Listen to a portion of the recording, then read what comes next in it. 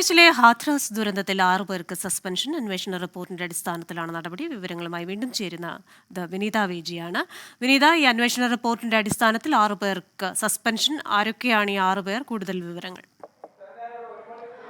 ക്രിസ്റ്റിന, 6 പേർക്കാണ് സസ്പെൻഷൻ വന്നിരിക്കുന്നത്. അതായത് ഈ സിക്കന്ദര റാവു തഹസിലിലെ SDM Ravindrakumar, tahsildar Sushil Kumar, CO doctor Anand Kumar, SHO Ashish Kumar, ഒപ്പം തന്നെ ഈ പോര ഔട്ട് പോസ്റ്റിലെ ഇൻചാർജ് ബ്രിജേഷ് പാണ്ഡെ, കൗച്ചര ഔട്ട് പോസ്റ്റിലെ ഇൻചാർജ് മൻവീർ സിംഗ് എന്നിങ്ങനെ 6 പേർക്കെതിരെയാണ് ഇപ്പോൾ നടപടി ഉണ്ടായിരിക്കുന്നത്.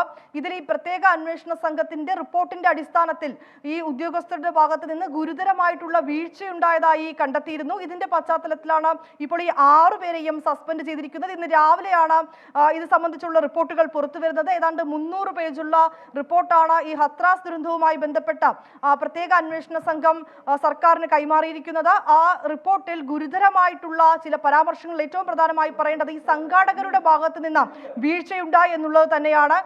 ഏതാണ്ട് 80,000-ഓളം ആളുകൾക്ക് മാത്രം പങ്കെടുക്കാവുന്ന ഒരു പരിപാടി, ആ പരിപാടിയിൽ 2 ലക്ഷത്തിലധികം ആളുകളെയാണ് പങ്കെടുപ്പിച്ചത്.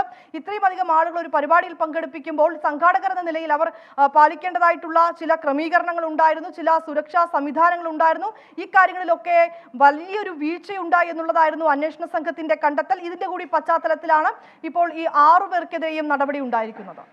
ശരി, ഡൽഹിയിൽ നിന്ന് വിവരങ്ങൾ നൽകിയത് വിനീത വിജി.